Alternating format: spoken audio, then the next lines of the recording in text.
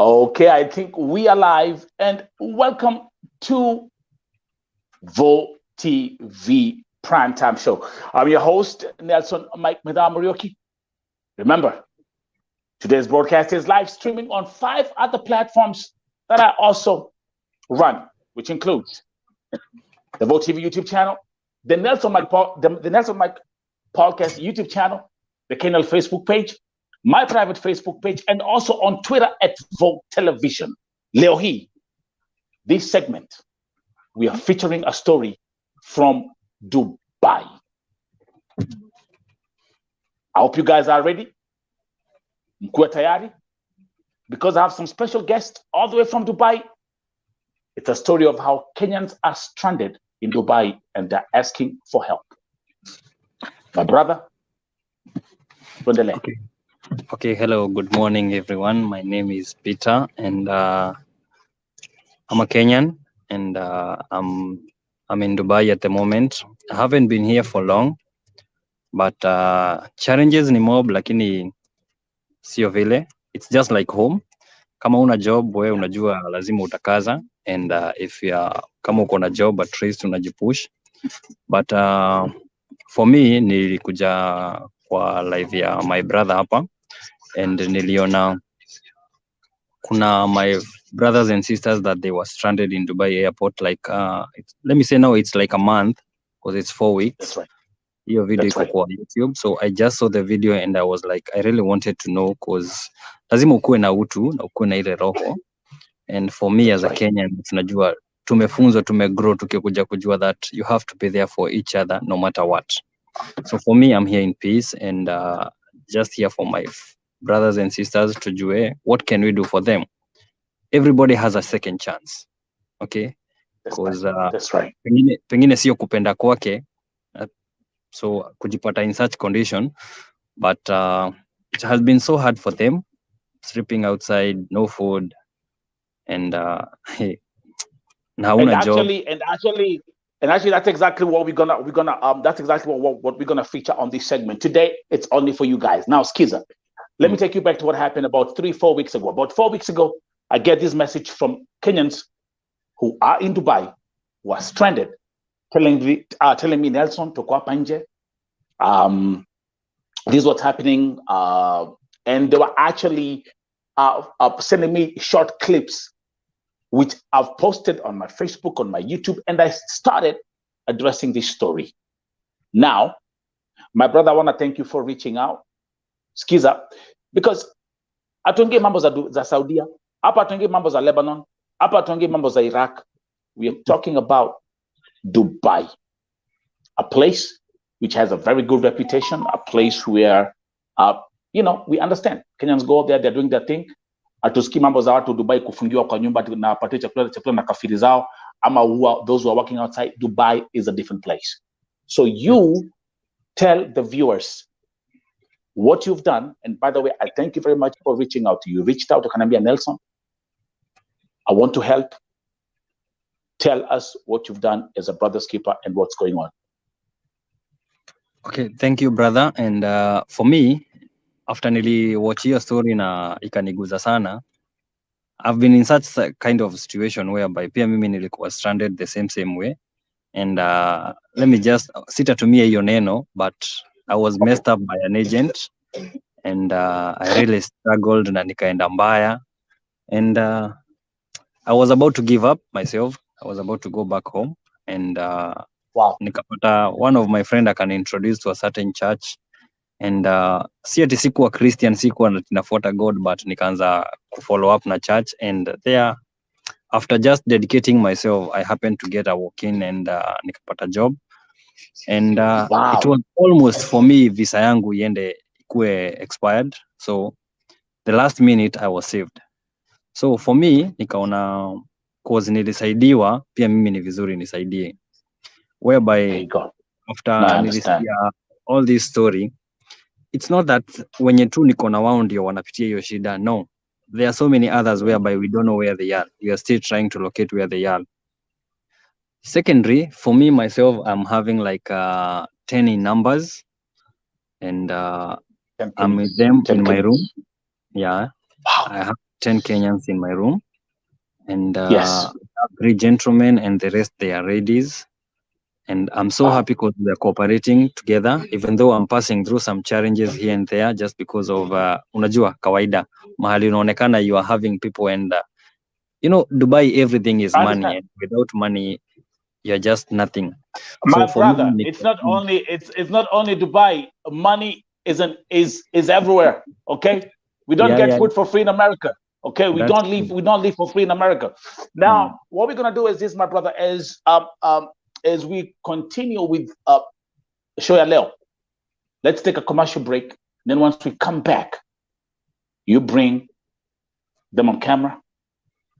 Waongee, watuambie what's going on, and then you, my brother, kwa sababu umechukua 10 people. And again, I want to thank you very much for reaching out. You tell us what you need and how we can help. So, thank you. So let's take 30 seconds, commercial break, and then we'll be back with the Dubai story right here on Vote TV Primetime Show.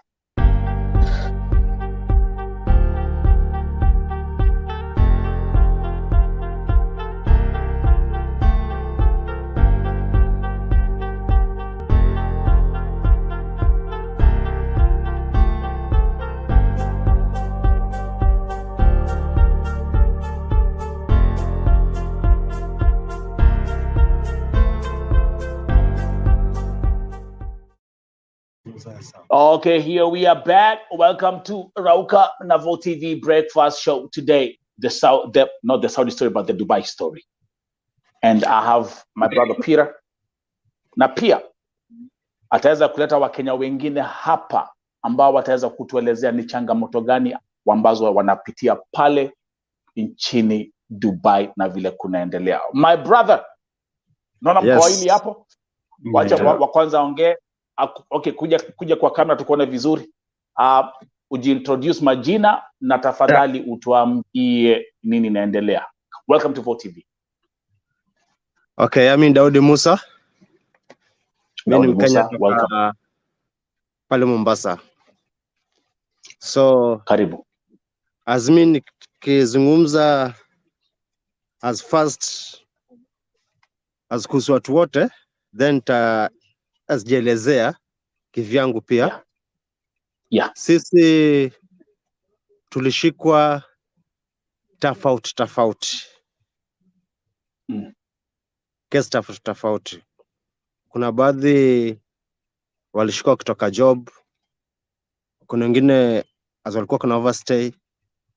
So kuna wengine wako na as like 3 months, 4 months is like in deportation.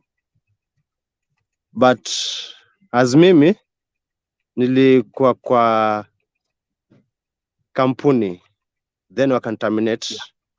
Then nikaona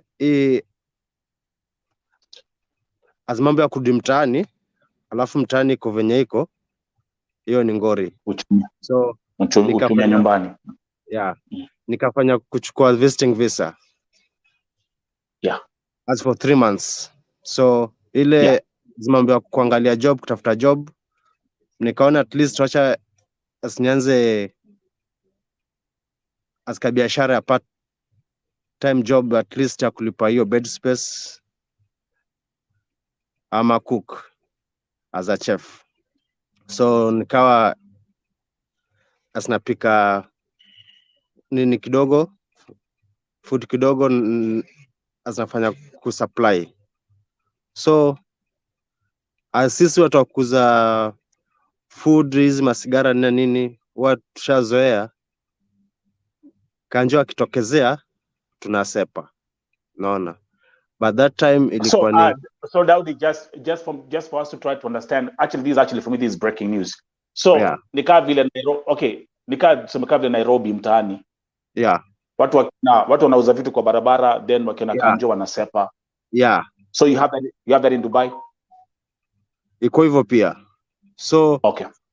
But this time ilikuwa ni CIDs ndio kama katushika.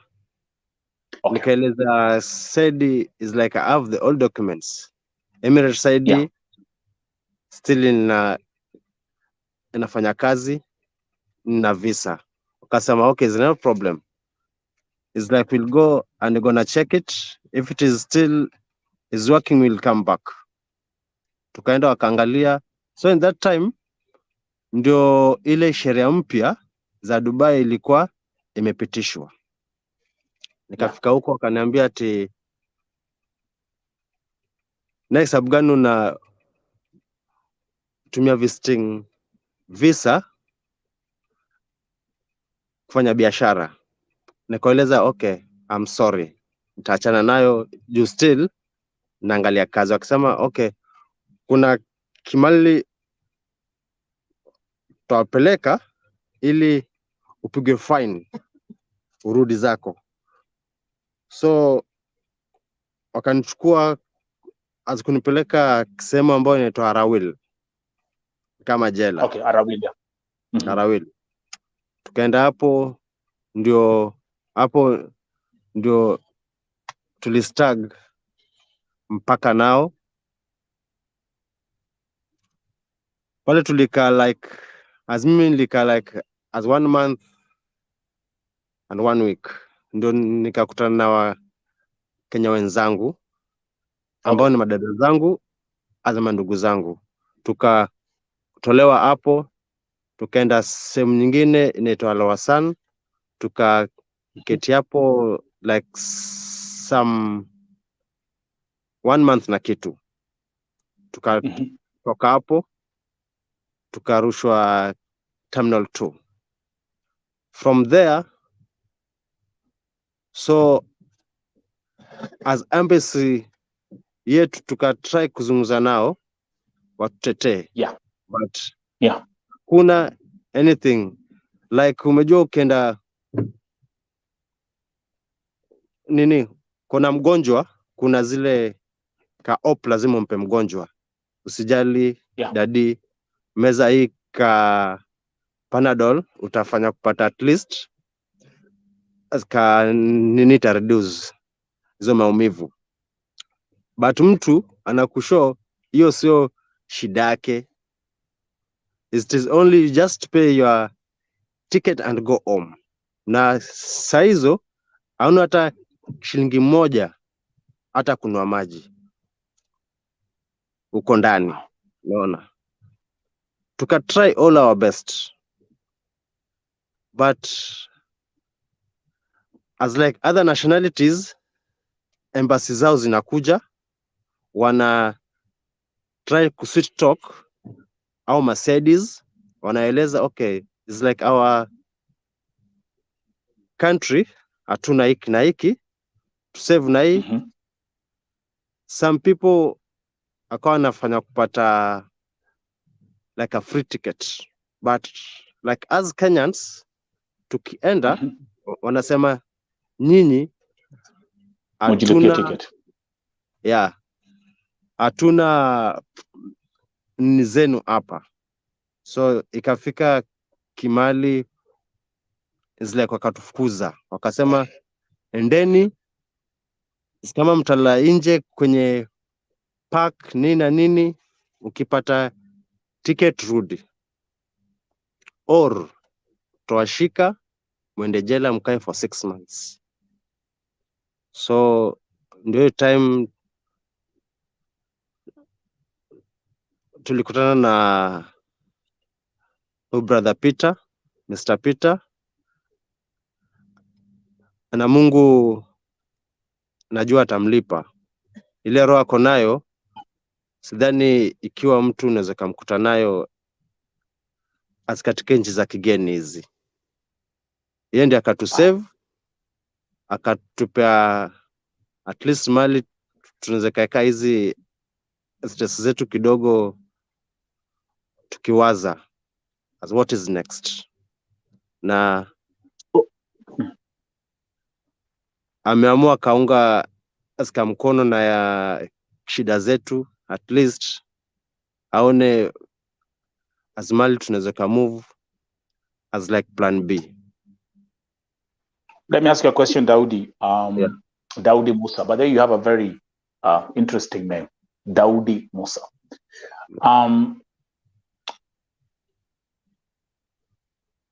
Tuambie, ndio wewe pamoja na kikundi ambacho mko nacho hapo, mko watu pitano, tuko watu 10 sasa. Yeah, tuko watu 10 na some hatujui yani mali wako, but tunafanya kufuatilia mali wako. Swali, okay, tuambie sababu again hapa tunaongea mambo za Dubai. Ndio. Tumesikia story yako, tumesikia yale ambayo umepitia, tumesikia yale ambayo pia embassy imewambia, consulate ya Dubai yale ambayo imewambia. Ni challenges gani ambazo mnapitia sahi? Kumbuka, lazima mkule baba. You have to eat. Yeah. You need kama kuna wanawake, they need personal requirements, hygiene items. Explain to the viewers some of the challenges ambazo mnapitia hapa. Hata mambo za documentations, the challenges ambazo mnapitia sasa. Shida zenye ziko hapa, the first thing is about food. Hata sabuni ya kuoga ni shida. Some bills pia ziko hapa juu amerent hapa, like gas, steamer, as plus maji. Hata hiyo rent kidogo inafaa, ikiwa tungepata mtu at least tumsupport kidogo, ndio asituangalie venye tutafanya. Juu hizo ndio shida tuko nayo zaidi sana. Yeah. Wow. Daudi Musa, again, thank you very much for giving us an insight of what's going on and talking to the viewers here on Vote TV and telling us what's going on. Kwa sababu ukiambia watu Dubai wanasema hey, kwani pia Dubai watu wanapitia hizi changamoto. Kumbuka nilipost hizo video ambazo mlikuwa mmenitumia. Kuna video nilikuwa nimepokea watu wakiwa nje. Then kumbuka now it's winter time. My brother, yes. Baridi mazee ukiwa huko nje. Then I also remember I was surprised kwa sababu kuna watu walikuja wakadestroy zile structure pale walikuwa wanalala. Walikuja wakadestroy hizo structure under the supervision of Dubai police. So it looks like there's something cooking and there's something they don't want you. Will I be right if I say they don't want you in the country? Kama embassy imesema tu, you know. I don't think so. I don't think so. So as Kenyans zakasema nile tu hata wanafanya tu ile kazi yao na sheria ya zile ambao wamepewa, lakini ikiwa unaweza kawa na visa ukariniu vitu vyako nini na nini, still unaweza kaishi. Yeah. Wow. This is for me a completely new territory. I know there will be some people who come and critique and say, hey, they have to follow the laws. And na baadaye nimesikia kwanza kuna Wakenya wengi sana ambao pia wako hapo Dubai ambao wanapitia shida kama hizo. Wako wengi, hata kuna baadhi but is mix of nationalities are will, but tutaenda kuangalia ikiwa kuna Wakenya wako huko but wanalala nje, na saizi mali si tuko hapa hivi ni winter, inanyesha, wanalala nje, wananyeshewa. Juu niliona picha fulani ya rafiki yangu moja, nikimkuta nitamshow ani tumie, then tampa brother Peter anaweza kutumia picha pia. Okay, so tutafanya hivi. Thank you again. Welcome to Rauka na Vote TV breakfast show. This is the Dubai story. Kenyans who are stranded in Dubai telling their story and the challenges they are going through right here on Vote TV. Mesikia ambao tunaambiwa hapa, mambo za chakula, mambo za kulala nje, all these things in Dubai. Yes, it's going to be a surprise to some of you. It's a surprise to me as well. Nimekuwa nikideal na nchi zingine, mainly Saudi Arabia, Iraq na Lebanon. This is new to me and I'm prepared to learn something new. What we're going to do, we'll take 30 seconds commercial break. Alafu, Daudi, we'll bring back Peter, Tomleta Peter Arudi, tuonge. And also, I would also like to hear from one of the sisters hapo. Akuja pia hapa akuja.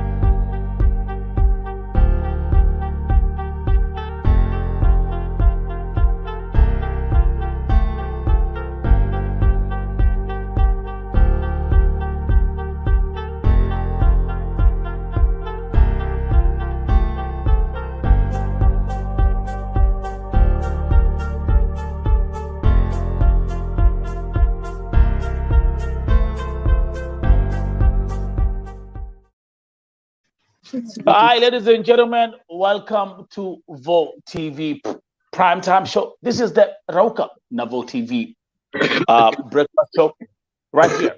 The segment I'm covering a Dubai story. My brother Peter, welcome back. Daudi Musa ameongea, he has spoken. Now back to you. Tell us more. Okay, thank you. And I say thank you to brother Daudi because ameguza part yenye yeye amepitia, and I will touch something small about venye umeuliza kama is it that the Dubai doesn't want people? No, Dubai sio eti haitaki watu. It's just like our home country, the way we have to pay taxes, the way we have to do everything, and hiyo ndio iko. We didn't come here for fun, we came here for money, we came here to work. Okay, so number one, that's right. As Daudi has just said, is that if you have your own documentation, you're free to be here in Dubai. You can do anything.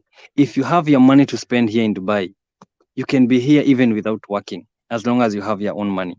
But don't forget, you don't have money, you don't have documents, you don't have anything, so you're just there. So ni kama kwetu tu vile tu unasikia mtu ameambiwa ushapitisha time yako ya kukaa, same to your side. If you're not visa yako and everything ishaisha, you have to go back home. Okay, so for you, wewe mambo imekuendea vibaya ukiwa kwa nchi ya wenyewe and you don't have money, don't forget that most of the people who come, not only here in Dubai, but most of the people wenye wanaenda nje wanatafuta wengine loans ndio at least waende wakatafute riziki, isn't it? So it's so hard. You haven't paid the other loan and you're looking for another loan to take you back home. That's right. So Mimi, number one, what I would say is that this issue and most of these cases, they are being brought up by our agents because they have turned to be not real agents but scammers. Go back to your story. You went through that process. You are in Kenya. Dubai. Peter, do us a favor. Run us quickly. I want to hear that part because that part is critical. I want to hear your story, what you went through, and you also said the difficulties you went through once you arrived in Dubai. We are listening. Okay. What I'll say is, on my part, I won't say that I was so bad in Kenya. Si ati nilikuwa mahali pabaya. I was so good, but mambo ikakuwa hard and I really had to look for otherwise. And I'm saying this openly. And it's going to be a warning to them. And if they are not going to change, we are going to bring them on the table. Because for me, I have all the voice records of my agent. How sweet talking they are when you're in Kenya. How they sweet talk you. Vile utafika job, vile utafanya everything. Once umepata kila kitu. I'm very lucky that I had 3 months visa. We came, myself, sisi tulikuja tukiwa 6. And only 2 of us, we had 3 months visa. The rest had 1 month and one more had 2 months. You can just imagine you're coming to Dubai, you're having 1 month and you don't know where you're going. My first time venye nililand Dubai, nilikuja nikachukuliwa na certain Ugandan agent and it's like they were not cooperating so good with my Kenyan agent. So day one mimi nililala njaa Dubai, na mahali nilienda kukaa, it's like I was dumped. Second day I was picked up by a Kenyan agent. I won't mention the name, but he also, hiyo jina inataka tu kutoka, lakini kwa sababu niko na machungu, he really messed up my day, my everything. He was so good. Let me say by first round he was so good because alitutreat vizuri. He picked us and we just explained to him that we haven't eaten anything. Venye tulikula tukiwa nyumbani, that's the same way we are. And he just treated us so good, and we were taken to a bed space. And there we were told that we are going to be there and everything is going to be okay. We were 3 boys and 3 girls. So after like 2-3 days, akakuja akatuambia that there is typing job, and not everyone is smart in typing, so we had to do and try our best. So lazima ukuwe na ile trials and certificates and everything. So some of us happened to be slow, and one guy and 2 girls, they performed so good and they happened to go, wakaenda kwa hiyo job. So they went and they left us, so we were left 3 of us. And economize everything, alibidi ametulipia bed moja, tuko boy wawili na dem moja. How are you going to share the bed? It's not going to be impossible. So for me as a man, I had to give up, and I give my sister the bed space. So I was sometimes spending the whole night sitting down, and mchana mimi ninalala. And siku zikasonga. So you like sleep in shifts? Yeah, you're sleeping in shift because you have to give the lady first priority for her to sleep, because maybe she can maintain, because let me just say she's like my younger sister, because age wise ni young kuniliko. So and she wasn't into that things, because tumezoea, wanaume wamezoea kuenda kufanya zile mambo ngumu, saa zingine umeenda umelala kazi nje and all that. So for me, I was okay with that. I happened to do that, and tukapush everything hivyo. And sometimes tunaambia huyu mjamaa we don't have money for food, anatuambia ongeeni na agent wenu. Tunaongea na yeye, sometimes anatutumia 3000 Kenyan shilling, that's 100 dirham. So hiyo pesa haiwatoshi. What you gonna buy? Listen, what you gonna buy with what are you gonna buy with 100 dirhams? So that's how it works. That's how it was. Hizo ni kubusu mbili na. So we really pushed life. It's crazy. We really pushed life, and for me, after I make calls, I just do recording calls and everything. Calls zake zote niko nazo from nikiwa nyumbani na nikiwa Dubai. You have the voice. I have all the voice calls. Peter, like I said, this is news to me. I'm here to learn. I'm here to listen. I've given you guys the platform. Kuna Wakenya ambao wana watch hii broadcast wakiwa nyumbani. Actually wako in the process of coming to Dubai. Okay. Do you remember how much you paid the agent in Kenya ambaye alikuwa na kusweet talk ndio utoke mtaani? Hiyo siwezi ficha. I spent like not almost 170,000. I spent 170,000 nikijua ninakuja kujoin job and everything. Myself, I had done confirmation on everything. Nilikuwa ninajua that if you come to do a security job, you must have the documentations of security and everything, whereby to have that document here in Dubai, it's very expensive. You have to pay 1,700 dirham. That's almost 70,000. That's almost 70,000. So ninapiga hiyo hesabu, I won't manage that. Nimekuja na hiyo 170,000 and I have to pay more 170,000 to get that job, to get the certificate, not the job, to get the certificate. So mimi nikapiga hesabu nikaona, because I'm not going to make that huge amount of money, I have to do something else yenye haita ni require to have all those documents. And mwezi wa kwanza ukaisha. Peter, do they tell you that when you're in Kenya, do they tell you, okay, this it's gonna cost you 170,000, ukienda Dubai, just now again to be security, you have to go and pay this other money just to get the certificate, not even the job? Do they tell you this while you are in Kenya? When I was in Kenya niliambiwa that siwezi, kampuni itanisimamia kila kitu. And once you come onto the ground, everything is different. Different kwa ground. So for you, everything is money. For you to be a driver in Dubai, you have to do your driving license in Dubai, whereby it's so expensive. That's almost 6,000 dirham.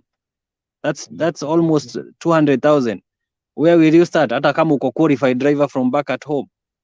You see, kama niyo kazi ya security, you need the 70,000.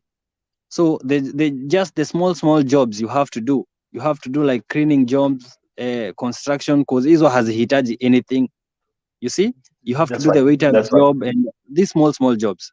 You see, so for me, mwezi wa kwanza ikaisha, bado ninapigwa sweet talking and everything, and cause I don't have otherwise, nikasema okay, let me just keep on trying and keep on pushing. But ilifika mahali and my agent, cause alikuwa ni mwanamke, and nilikuwa ninamheshimu sana, nilichoka. I remember I called her and she told me that nani alikuwa amekuambia that mimi nikikupeleka Dubai nitakuwa ninakununulia chakula? I was like, what's the meaning of that? Sasa amechoka na sisi. Not forgetting, I remember I was taken, niliona, hey, visa itaisha. Let me just try and do this typing and I'll do my best. I happened to be taken to a typing job, whereby I'm about to say what kind of a typing job that is. I was taken to a certain village, deep inside the village, whereby hawa Wachina wameka their everything huko and they are doing scamming jobs. Unaona zile message zenye tunapatanga za sweet talking and everything, and that's the job that you are going to do.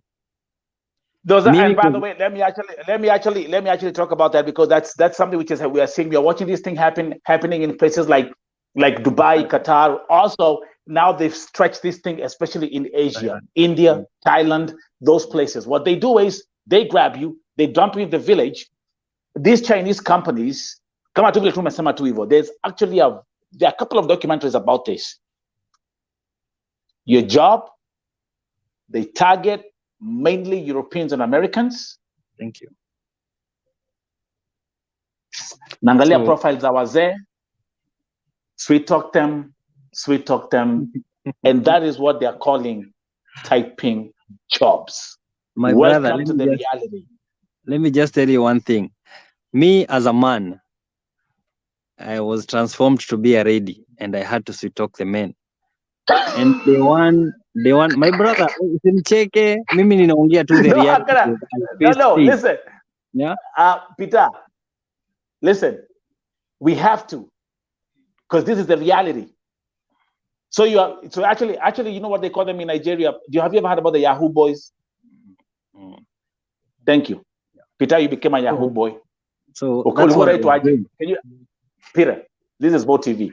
What was your female name? Which name? Little Sharon. Let's laugh about this. You've survived. Day one, Peter became was Sharon. So good.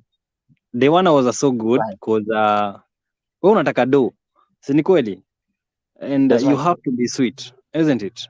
So this is the normal thing venye tunafanyanga kuweka mtu box. So I happened to do that. In the course of one day, I had 17 customers. But I was slow in communicating. But my heart ikaniambia, for you, venye grow up, umelelewa kwa Christianity, kwa familia ya waokovu, hawezi fanya kazi ya kunyang'anyana. I was open and I told my mom. And I was like, Peter, hawezi fanya hiyo. Me, I just refused. Nilikataa, roho ilikataa kabisa. Siwezi fanya hiyo job. So siku ya kwanza ikaisha and I told my supervisor that I'm quitting. And akasema instead ya kuona kwa sababu you are slow, wacha tukuweke pale kwa kutafuta contacts and then everything wewe utakuwa tu nalipo mshahara yako. Nilimwambia no. Roho yangu imekataa. I was just there for 2 days. Woo! 2 days. Give me a second. Peter, let me say Peter, like we say over here. Peter. Let me welcome Esther Nyoike, Hana Karanja, Van Vic, Pet Alv. Watu wako huku wako wanasema wa. Watu wanaanza kushangaa. But you know what? Peter uje kitu moja. hapa tunaelimisha watu. Unaelimisha watu Peter. True. Kwa sababu kuna mtu wako Kenya sahi. Anapanga kukuja. Maybe through the same mwanamke ambao alikupeleka Dubai. There's someone Peter, mtu alikuwa na biashara nduthi, anauza nduthi. Anauza shamba, unauza nduthi. Hata nduthi anauza ng'ombe, unauza shamba na ng'ombe. So that is it. Mimi naumia sana, niko na machungu cause out of all the 6 people wenye tulikuja na wao, I think one of them nilimsaidia, amepata job ya housemaid, and sorry to say wawili najua already wako on overstay, and wawili sijui venye wako, sijui kama bado wana renew visa, I don't know, but it's been so hard for them. It's so hard for them. I give thanks to the Most High cause mimi alinionekania. I happened to walk in somewhere and I got a job in a restaurant, and they happened to do everything for me, and I'm a resident at the moment, and amen. That is it. I give thanks. Mimi nasema I think God ndiye alikuwa anafanya nipitie hii mambo yote ndio at least I'll be of help to some other people. Cause let me actually correct you. Let me actually correct you real quick, because I'm a philosopher of words. Not you think God did ABCD, it's God. And that's why after nilipost hizo videos ambazo nilikuwa natumia na wasichana na vijana, how they're stranded, you are the first person who reached out to me, Peter. Nokaniambia Nelson, nimeona hizo video, I want to help. You know why? Because you went through the same thing. You know the pain of suffering. You know the pain of being neglected by your agent, by the system, and here you are. Peter, we are going to stretch this segment. Allow me to ask one question. Now here you are, you've taken 10 people. Talk about the challenges that you are going through right now, maintaining them, kwa sababu kama vile Daudi ametuambia hawana pesa wao wenyewe, they have to eat. How are you micromanaging that, and what would you like to tell the viewers? Well, okay, thank you. Wacha niguze kwa hiyo. As I have just said, God alinionekania, and I haven't been here for long, and for the shortest time that unajua shilingi haitoshi, you have to look for otherwise. So I happened to get a room, and to get all this that is here inside, how I can manage to give them and everything. And I managed to get the beds and everything. I'm having 15 beds, and they were for business, yeah. But after niliona what my fellow Kenyans they are going through, I decided that my room is not going to be for business, because they know walikuja wakapata the room is still empty. They're using the bed, everything here is new and everything. But sasa challenges zenye ziko ni I'm slow to pay my rent, because I have to wait for my salary to come so that I pay for the rent. Because I won't wait to see me losing my property just because I don't have clients. You get right. So for me, niliwalete ndani. For my landlord, like 2 days ago, my crazy landlord was here. Akiona watu wakitoka kwa room, anasema, mjamaa akona pesa. She came here and alianza dramas and everything that you have to give me money. Nilimwambia, my friend, how can you wait from 1st to 20th wakati umenyamaza, lakini you can't be able to wait from 20th to 30th. That's 10 days, isn't it? Nimeishi kukupea pesa yako end month na una cool down. Yeah. But once you see people wako ndani, you want money, you think that I'm doing business. I don't want to disclose my brothers and sisters out to the community. Niseme that these people, they are on deportation.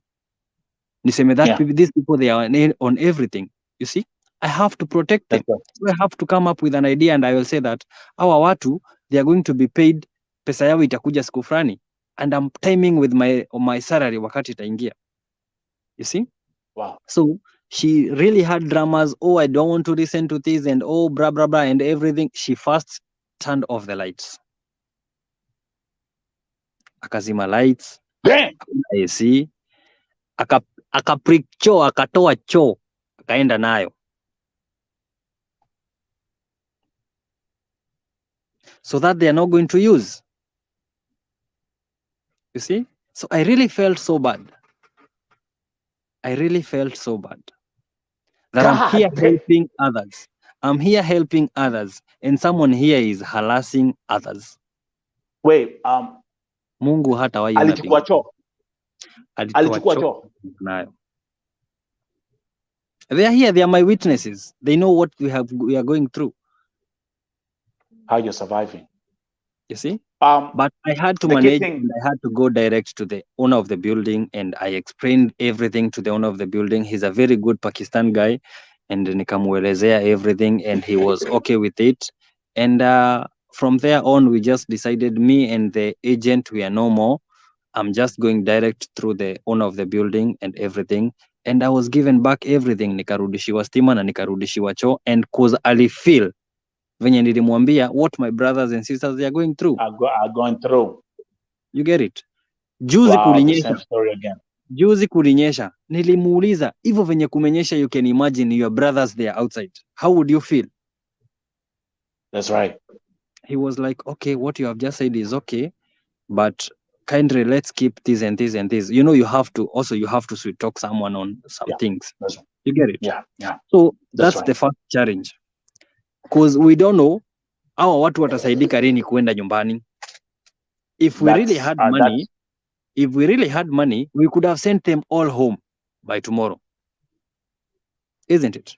Because the consulate is saying get your ticket and get your tickets and then you'll go home. You see? So that's how it is. It's so painful. These people, they don't have anything. They need to eat. Watu wanataka maji ya kunywa. Everything is money. Myself, they know I'm trying to do my best in what I can. Right. In what I can. That's right. So if we can at least do something for them, if at least, okay, I'm sorry to say this. I'm not saying that my government is not supportive. My government is very supportive. But our government, bado hata haijaanza kukuruma. It's only months, isn't it? So me, I can't blame His Excellency William Samoei Ruto's government. No, I can't blame the government. They're still new. They're still new. But it's because they don't know what people they are going through. Just like the Nigerians, the way they were done. The government sent one plane, and all the Nigerians, they were taken back home. Wow. So I'm sure now the Kenyans are asking the question. So now I'm sure the Kenyans are asking the question, for example, like, why they can do something like this for us, like just put a plane there and if it's possible, they can just go back home. Okay, you feel so good when you're home, you're with your family, na wanakuona uko hapo. But you can be somewhere maybe for 1 year, 2 years, you will come back home with nothing. That's a point. Listen, I want to say actually that's a point, Peter. Peter, and let's actually talk about that. We're gonna touch on a documentary about Qatar that was released by an American journalist who is right here I live in DC. This is the point. You leave the country. You leave the country. You're in debt because you have to pay the agent. That's the point. That's the genesis of your travel. You leave the country in debt, and now you come to the country where you're supposed to, like, let's say Qatar, Dubai. Then the hustle starts. You're not making ends meet. Kumbuka kuna mtu alikuwa amechukua loan ya bank, mwingine ameuza shamba. Kwanza watu wa loans ndio wengi, because as I'm talking to you, they're all in my inbox. Let's jump into the comments as we proceed. Jackie Mwende, Dubai is a scam. My brother all the way from Oregon, California, KBM, salute. Pet is asking a question. Have you guys tried to send messages to Kewa explaining the situation. Peter, back to you. Okay, for me, bado sija acceptiwa Kewa, so I can't post anything in Kewa. And wengine nasikia wakisema that they have done it. And Okay. the other day I had tried doing it TikTok, and ground ziko tofauti, because what you expect there, it's different. Mlianza kutusiwa. Platform si ya kuchanga au sijui. Okay, I can't blame others, let me just say that. But let me just tell you one thing. Usiwahi kubali kusoma na lako, soma na la mwingine, because ukisubiri lako, it will take too much time ukuje kurealize that. And I'm saying this, it's not only happening to our dear brothers and sisters from Kenya. It's happening to each and every country, whereby agents, they are scamming and they are hiyo jina itakuja tu kutoka dakika ya mwisho, and wanasumbua watu from Uganda, from Zambia, from Ethiopia, from people they have overstays here, and they have, it's just because of the negligence of the agents. That's it. Because what they promise you when you're on the ground, what they promise you when you're in Kenya is not what you find when you get to Dubai or when you get to Qatar and these other countries. Look, that's it. Let me see. There's a comment from Pet who is saying it's every country who are going through the same. The other day I had another lady from Uganda. She's in Dubai. The same thing we are hearing here from you, Peter. Going back to the agent. Kumbuka agent wako alikuuliza aje? Kwani nilikupeleka Dubai nikue? I will send you that voice note. I will send you that. I have to listen to it. Actually, you know what? Kazi ni mingi, utachagua tu, ukisema hii ndio unataka, utabadilishiwa. All those things I have them. Someone told me, you happen to go through na ukapata job. Si uderich tu hizo vitu. Nilimwambia hizi ni kumbukumbu zangu za mambo yenye nimepitia. That's right. Ni ushuhuda. So, hiyo ni ushuhuda yangu. So, what I'm going to tell people back there at home, please, talk. Please, before you do, before you act, think. That's right. Because tunaambiangu ati kuomba mawaidha kwa watu, ati mtu anakudanganya ati au hataki ukue kama yeye. No. Mimi nilikuwa kwanza nilikuwa nataka kuleta brother yangu Dubai tupate hii do. So what it is that let's think of what's there. Dubai is a place whereby hauwezi sign offer letter ukiwa nyumbani, because wengi wamesign offer letters fake. Dubai is a very funny place whereby people will start unajua agents wa Dubai ni akina nani? And I'm very sorry to say this. You come in Dubai, you happen to get a job, and then usikie kuna mahali kuna ka job, waambie mtu kuja kuna ka job. Hiyo job si wewe peke yako ulikuwa umesikia, ilikuwa imesikiwa na mtu mwingine. So na yeye alikuwa ameita mtu. So ukikuja kupeleka mtu wako unapata ule mwingine alipeleka mtu wake. So mtu wako utampeleka wapi? Utamweka on hold. Isn't it? These people who are pretending to be agents here in Dubai, they are the ones who are misleading other people's back at home. And those people who are, those agents who are at home, they are the ones misleading these people who are going to Dubai. Because anakuambia utaenda kukuliwa na fulani, atakupeleka kazi. So yule wa nyumbani akikula pesa, akipea huyu share yake ya pesa, huyu akikulipia bills kadhaa hivi, bills pesa yenye alipewa akiona imeisha, anakuacha. Isn't it? Mimi si mimi nikuleta. Me, I was just handed over to you. So what are you going to do? You will start the system is rotten. I hear that all the time. People talk about tarmacking in Dubai. Yeah, go ahead. I give thanks to the Dubai government because hii itakuwa somo. People used to come with visit visa, mtu anakuja anatafuta job, anapata job and everything. But saizi kuna ile visa ya kutafuta job. If you come with visit visa, you can look for a job. And for the company, you won't change a visit visa to a working visa. But they're not telling you that when in Kenya, right? No, they're not telling you that they want in Kenya. No, well, they just actually, you know what?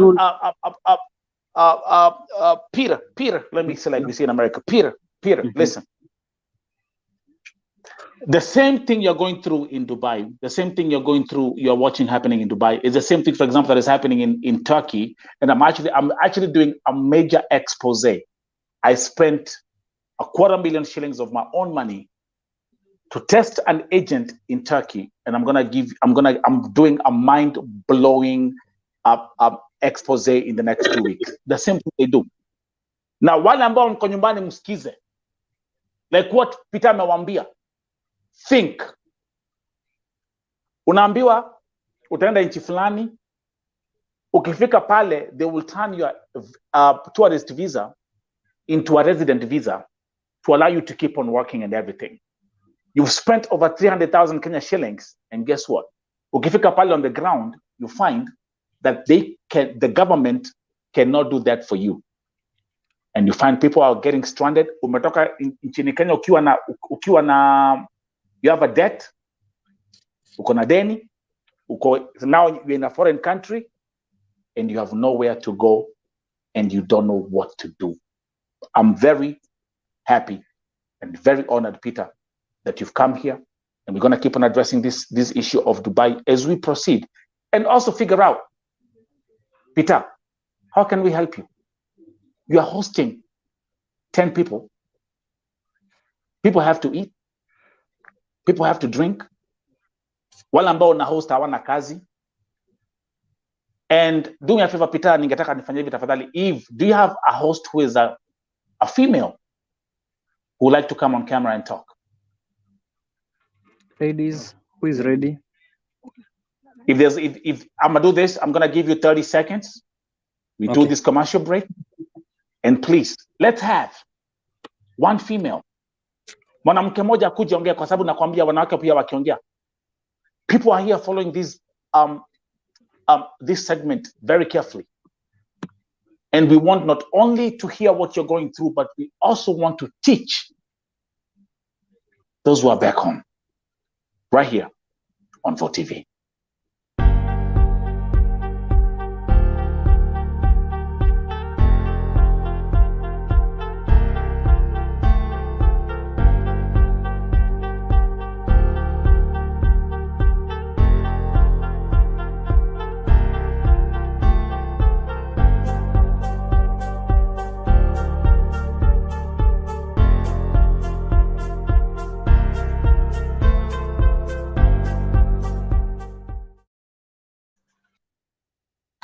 Hi. Gentlemen, welcome to the Rauka na Vote TV breakfast show. This is the Dubai segment, a story of Wakenya ambao wako stranded pale Dubai. Now I have the honor to connect the first female. Introduce, tuambie majina zako na umetoka wapi nyumbani. Okay, mimi naitwa Monica, natoka Western. Monica. Yeah. Okay, Monica. Karibu Monica, welcome to Vote TV. Asante sana. Now tuanzie na wewe. Tuambie uko Dubai na utuambie ni changamoto gani unapitia pale Dubai na umekuwa Dubai for how long? Nimekuwa Dubai since 2019. Yeah. Yeah. Okay. Na wewe mwenyewe unapitia changamoto gani sasa? Kwa sababu Peter ametuelezea, ni pia nilikuwa nimeelezea watu vile kunaendelea. So tuambie wewe binafsi what you're going through. Changamoto ni mingi sana.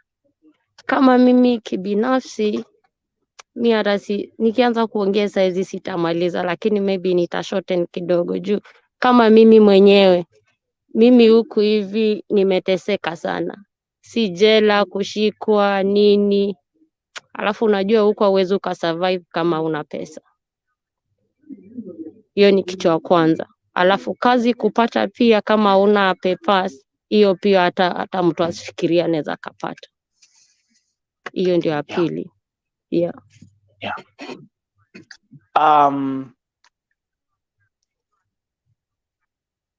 serikali consulate imesema ya kwamba watu wajinunulie ticket waende nyumbani. Ndio. Hamna kazi, hamna pesa. Yes. Hatuna hata pa kuishi. Before hatukukuwa na hata pa kuishi, lakini mtu anakuambia ujinunulie ticket. Sasa kama ungekuwa na pesa, ungetafuta kwanza pa kuishi ndio hata upate hiyo ticket. Sasa tutanunuaje ticket na si wenyewe hatuna.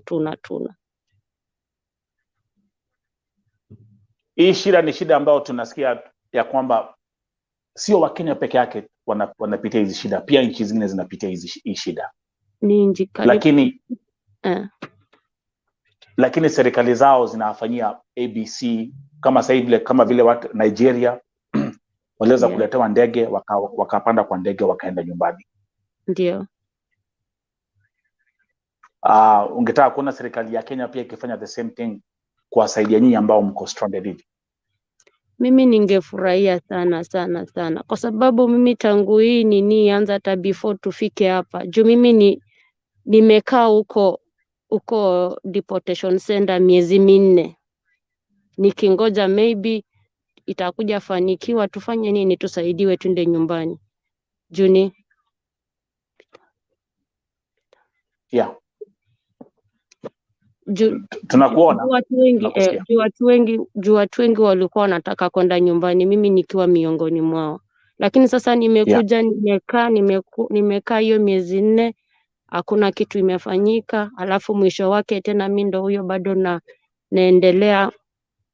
Ni kama sasa nimeanza tena mwanzo wa ile safari nilikuwa nazo.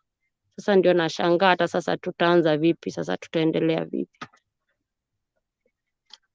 Ukitoka Dubai ulikuwa umetumia agent ama ulienda kivyako?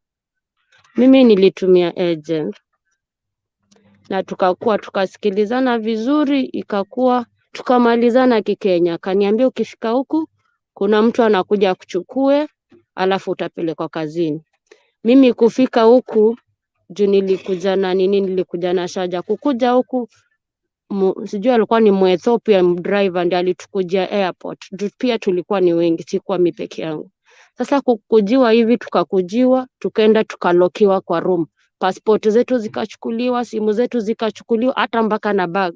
Tukapewa nguo ya kubadilisha pekea.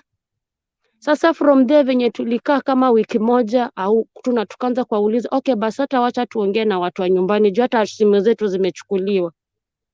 Chakula wenyewe wanatupea kama wanataka kama wataki, na nyumba mko nayo imesiliwa mpaka dirisha, hamjui ni saa ngapi, hamjui kama ni mchana ama ni usiku nje. Sasa sisi tukaanza kuambia basi wacha hata basi tuongee na watu wetu wenye wako nyumbani, at least tuwaeleze juu pia wako worried, wanashangaa mwenye alienda aongei alifika ama hakufika. Sasa venye tulianza kuuliza hivyo akasema sawa. Sasa sawa, si tukafikiria maybe tutakuja kusaidiwa. Sasa venye the following day ilifika ikakuwa sasa ni kusafirishwa. Kumbuka we ni mgeni huko, hujui hata uko wapi, hujui uko wapi, hauna hata simu. Sasa akakuja akaanza kuita sijui ni kama ni agent wao, juu hata walikuwa ni wa Ethiopia, sisi hatuwajui. Sasa walikuwa wanatoa mtu mmoja, wanakujia mtu mmoja anaenda na yeye. Mwingine pia hivyo na dokumenti zetu kumbuka tujapewa kila kitu. Na tuko na visa ya one month, kama mimi nilikuja na visa ya 1 month. Sasa hatujui hata tukapoteleana hivyo. Sasa mimi penye nilienda nikaambiwa pesa zenye ulilipa mtu alikuwa Kenya sisi hazikutufikia. Sasa sisi hapa tunakusaidia, ni either uchoose kazi tunakupea, either uchoose kazi tutakupea, kazi yoyote yenye tutakupea, ama wetu utoke nje, na uko nje penye unatoka au uende na document. Juu umekaa hapa si ndio tumekuwa hiyo chakula tumekupea, hiyo maji umekuwa ukitumia ni sisi tumekuwa tukikupea. Sasa mimi nikasema okay sawa, leta hiyo kazi yoyote yenye unafanya nini, niko tayari kuifanya. Sasa si mimi ndio nikatafutiwanga kazi ya nyumba. Sasa kazi ya nyumba venye tulianza ilikuwa 2019, kufika hiyo Mei kukakuwa na corona. Sponsor akasema akakataa kunilipa mshahara. Sasa mimi nikashangaa sasa nitafanyaje kazi bila kulipa mshahara, juu kila saa ukimuuliza mshahara anasema kuna corona, lakini kazi wewe unafanya nini? unaifanya. Sasa utafanyaje kazi yenye haulipi hata kama kuna corona? Basi si anipea hata ndogo, akakataa. Nikapigia embassy ya Abu Dhabi. Sasa venye nilipigia embassy ya Abu Dhabi, wakaongea na sponsor wangu. Venye waliongea, the following day wakasikilizana nipelekwe wapi? Consulate, juu penye nilikuwa ilikuwa ni mbali na main embassy. Okay, sponsor akanichukua na miguu zake mbili na kila kitu na bagi zangu, akanipeleka mpaka consulate. Sasa venye alinipeleka consulate, akapatiana mpaka passport yangu vizuri kila kitu. Sasa si after ametoka consulate, akaenda akafile case nyuma yangu, akasema mimi nimefanya nini? Nimeabscond. Nimetoroka. Sasa after 2 days mimi nikaanza, obvious hauwezi ukakaa tu juu mimi sina pesa, hujalipwa for like 3 months, hauna kichochote. Utakaaje? Sasa mimi nilikuwa hustle zangu, hivyo ndio CID walinishika, wanasema wewe ni non so and so, umeabscond, sponsor wako amesema hivyo. Nikapelekwa jela, police station. Nikakaa police station 3 months nikifanya kesi. Nikamaliza, wakanipeleka main jail 1 month. Sasa venye nilimaliza kesi, wakanipea mpaka na clearance form, wakagwamilia passport yangu. Nikauliza mbona na nimemaliza kesi? Wakaniambia inafaa niende nifanye nini? Ni renew visa yangu. Mimi nikaenda nikasema sitaki visa, wacha nitafutane niombeombe pesa niende nyumba. Nikapata pesa ya ticket tena, nikarudi immigration ya Sharjah. Wakaniambia okay, ukitaka kwenda nyumbani lazima ukue na passport. Na passport yangu ndio wamegwamilia huko je. Nikaenda mpaka consulate tena. Nikawaambia, wakapigia mpaka captain wa jela. Akawaambia passport iko, lakini walipewa masharti na sponsor wasifanye nini? Wasinipe. Na nilikuwa nisha book tayari ticket hiyo saa. Nikaambia consulate basi nipatieni traveling document niende. Wakakataa. Ticket yangu ikakuja ika-expire. Sasa since 2019 mimi nimekuwa nikikaa tu hivi. Juu sasa ticket ime-expire, nimekataa kupewa kila kitu. Sasa nitafanyaje? Wow. Easy, nakwambia easy. Sijaifikiria mambo za Dubai sana. Lakini kuna hii World Cup ya Qatar imefanya nifunguke macho, kwa sababu kuna vitu mingi sana ambazo zinakuja kwa mwangaza. Vile agents wamekuwa wakiscam watu kwa promise mambo za kazi nini, alafu ukifika pale unapata kwamba mambo si vile ulikuwa umeambiwa. Let me ask you a very honest question, my sister. Yeah. Ulipotoka Kenya ulienda Dubai kwenda kutafuta riziki. Si ndio? Ndio. Would you say you have wasted your time? Kabisa. Juu ningekuwa Kenya kitu ya kwanza hata singekuwa napitia hizi mashida tunapitia huku. Alafu hiyo pesa nilitumia nikifikiria maybe hata ningekuwa nimefanya kitu ingine ya muhimu kuliko. Juu sasa unajua hii umewaste pesa, umewaste time, wewe mwenyewe depression ndio hiyo. Ni kama una load tu vitu tu zikiendelea. Yeah, naelewa. Yeah. Najua kuna watu wengi sana ambao wanapitia changamoto zile ambazo napitia. Yes. Elimisha watu ambao wako hapa, kwa sababu kuna mtu amekaa hapa ako na kalamu na karatasi taking notes. Yale ambao mnaambia watu. Na pia kwa sababu tutaendelea kuelimisha watu, mtaleta Peter hapa ongee. Daudi Musa ameongea. Wewe uko hapa pia unaongea. Kuna Mkenya saa yuko Nairobi ama Kakamega ama Mombasa, anapanga safari ya kuja Dubai. Ameambiwa kazi ziko. Ungemwambia nini leo hii?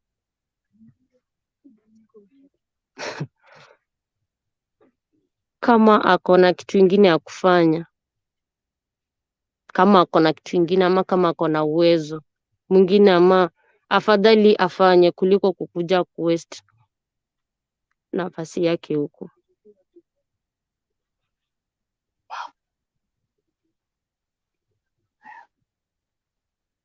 Which is the best way? Which is the best way for someone to come and work in Dubai? Mtu akitaka kuja Dubai kuja kufanya kazi ama kuja kujijenga, ni njia gani kamili ambayo mtu anaweza kuja Dubai? I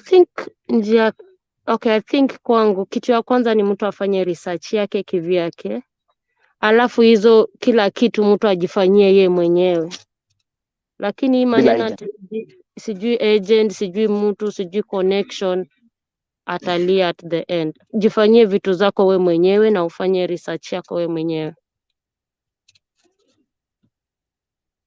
Umepelekwa deportation, umepelekwa jela, you've been on the streets. Yes.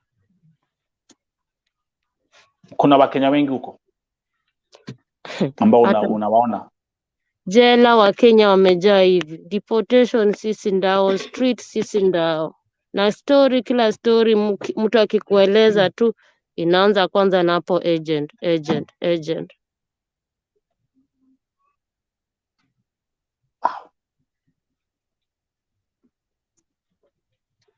How do they survive? By grace of God. Juu unajua mtu kwanza, hata uko jela kama uko hivyo, okay, chakula watakupea, lakini hizi personal needs zingine kama madem sijui nini hawa hawataki kujua. Chakula ndio wanakupea na mahali pa kulala kwisha, lakini atio sabuni nini we mwenyewe sijui kama utakuwa unaomba ama kama unafanya nini, hiyo ni yako. Zile video ambazo nilikuwa natumia Kenyans wakiwa kwa streets wakisema kuna baridi, chakula hawana personal items.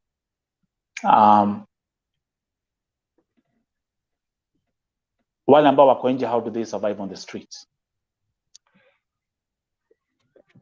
Ni mtu tu na Mungu wake. Maybe ukwe unatembea mtu akuonea huruma, ama ukue uturn into beggar, useme nisaidie 5 dirham, siku ikisonga hivyo. Sasa hakuna njia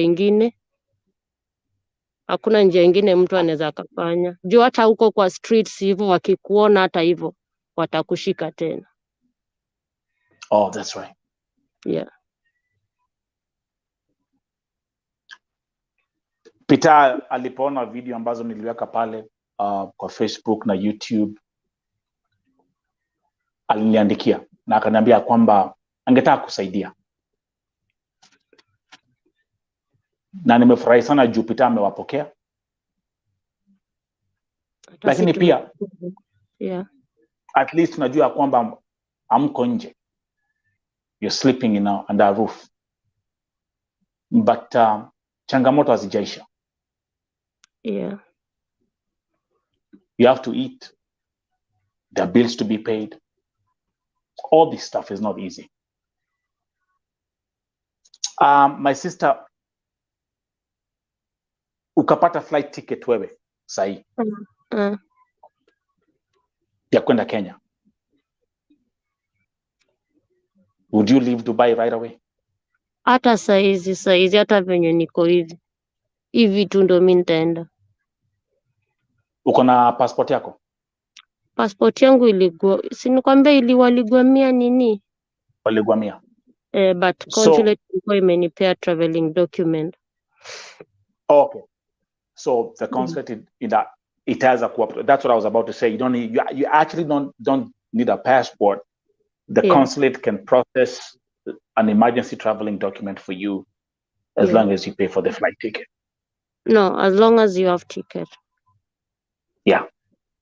So tuseme the biggest problem ambayo imewazuia ni tu your flight ticket. Yeah. What's the average price for a flight ticket right now from Dubai one way? 1,000 dirham. 1,000 dirham. yeah, for every person. As we continue, let me actually read some comments. Jackie Mwende anasema, honestly, Dubai is not what people think it is. People talk highly of this place until you come here and experience hell on earth. Yet hujui mtu. That's a comment. Comment here, Pet anasema, aki hawa agents are crazy. Na pia kuna comment ameandika, by the way, ulisema ulipata pesa za ticket that time, ulikuwa umenunua flight ticket. That was actually story yako ulipokuwa unatuelezea. What we're gonna do is we're gonna take a commercial break. Alafu pia my sister Yes. Peter arudi kwa kamera atuelezee how the viewers can reach out to you guys kuwasaidia. Maybe unaweza pata hapa, hii ni Vote TV. Mtu anaweza kuja hapa aseme nitanunua ticket ya mtu mmoja, for example, ama mtu aseme nitanunua unga, ama aseme nitanunua maziwa. Peter will be back after this commercial break to tell us how we can support these Kenyans in Dubai right here on the Rock and Vote TV breakfast show. Thank you.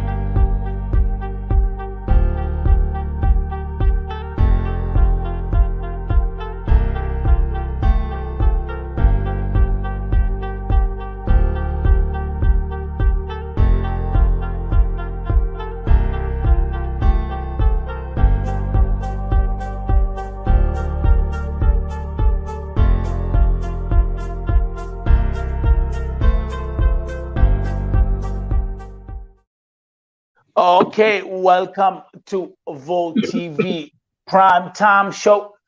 The story of Kenyans who are stranded in Dubai. Back is my brother Peter, who actually has reached out, has received 10 Kenyans to help them. A brother who has also given his own testimony. And as we proceed, he will tell us how can well-wishers here on Vote TV support. Peter, the floor is yours. Okay, thank you.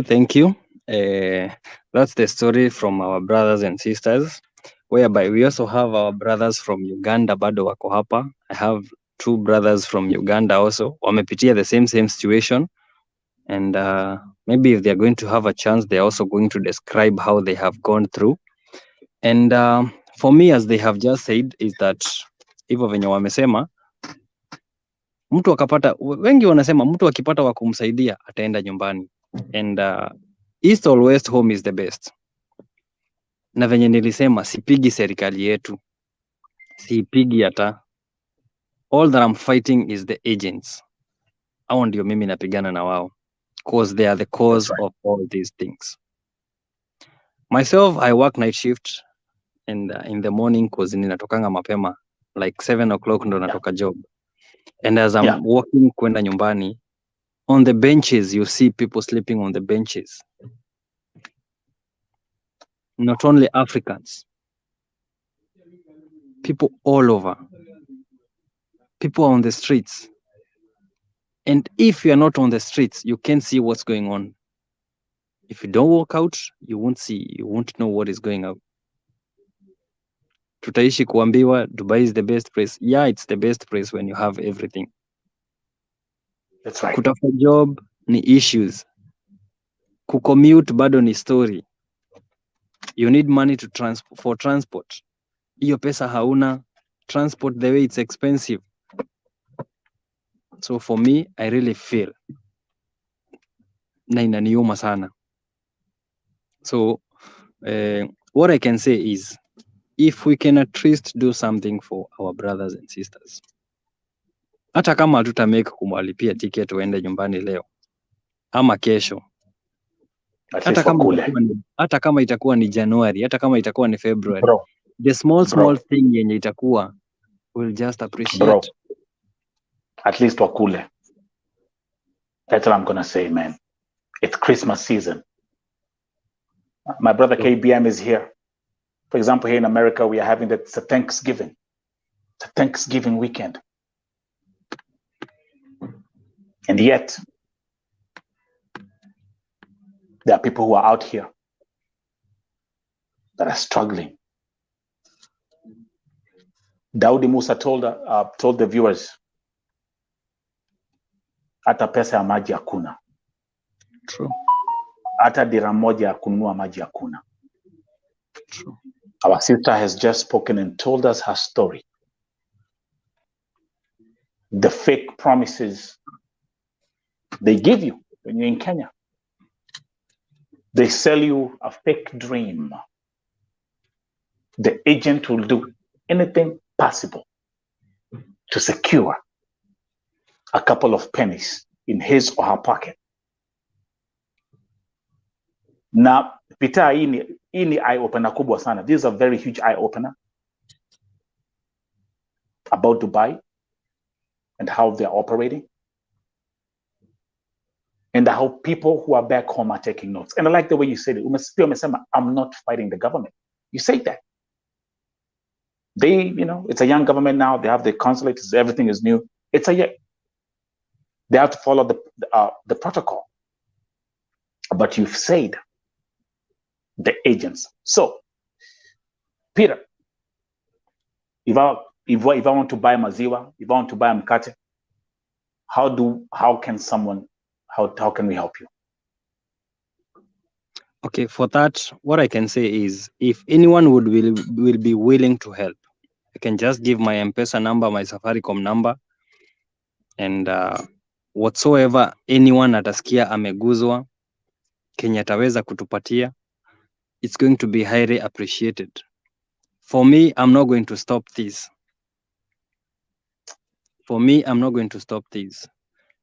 Hata wakienda, I will still have enough space to host others, because we should be there for each other. Like that. And what I'm going to say, number? My M-Pesa number, give me your M-Pesa. Yeah. 0794 0794 329 770. So 0794 329 770. And what are the M-Pesa names? The M-Pesa names, they are my official names. Peter Ghana Mwangi.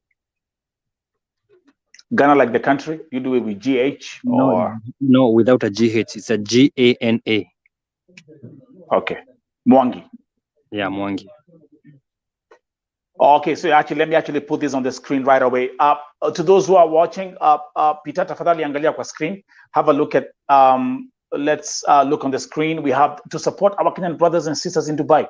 The number is on the screen, 0794 329 770. The name's Peter Ghana Mwangi. Is that correct? Yeah, that's my name, Peter Ghana Mwangi, and my number is 0794 329 770. Thank you very much. So to those who are watching today's broadcast, if you want to support this group of Kenyans who are stranded in Dubai, the M-Pesa number is right there. Peter kama vile alivyotuelezea, he is hosting them. Reach out. It's Christmas time. This is a season of giving. Think about what they are going through. Wacha kuanza kuuliza maswali mengi.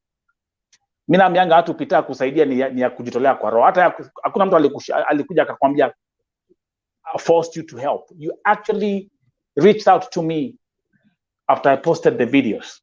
And here we are. And I gotta say, brother, I respect you for that. Thank you.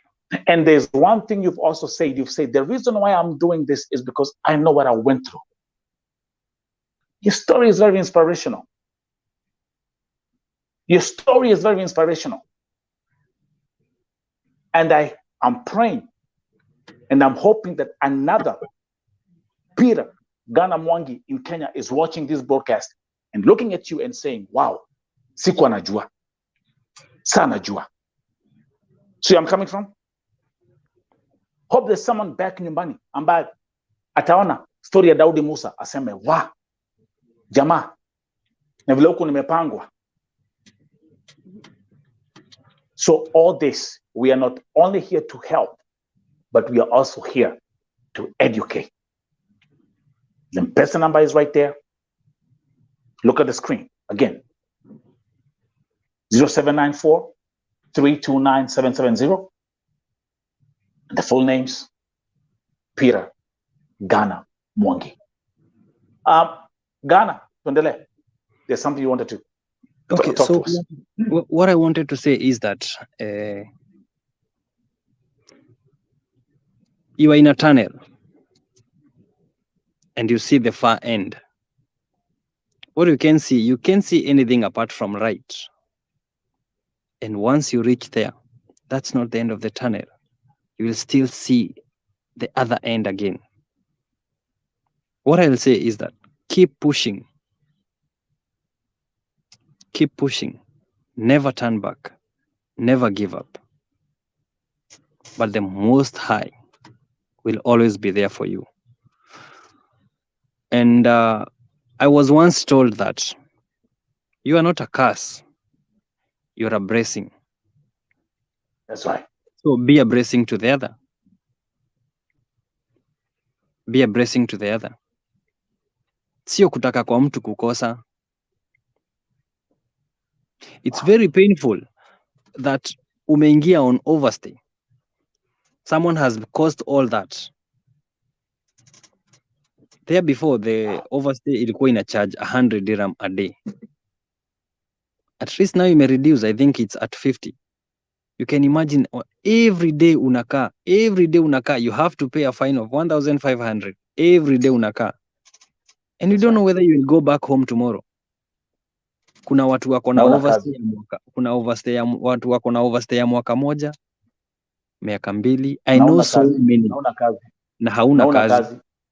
And before you exit the country, you have to pay that fine. So you have to force yourself to be there inside. Let me actually there's a question from there's actually a question from Pet anasema mko wapi, mnakaa wapi? Then nimecheki kuna hiyo reply tukiambiwa tuko Sala Aldin Metro Station. Yeah. Pet is what is going on?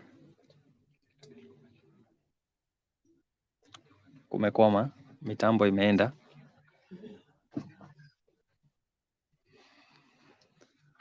So don't worry about this. Okay. Mehepa tena. My phone is ringing. Simu zinalia usiku wa manane. You know, people sometimes forget that I'm on a different time zone. Anafikiria tu mtu ameamka tu anze. But anyway, it's fine. So that question has from Pet, yeah. There's something I want us. Let's go back to your story, Peter.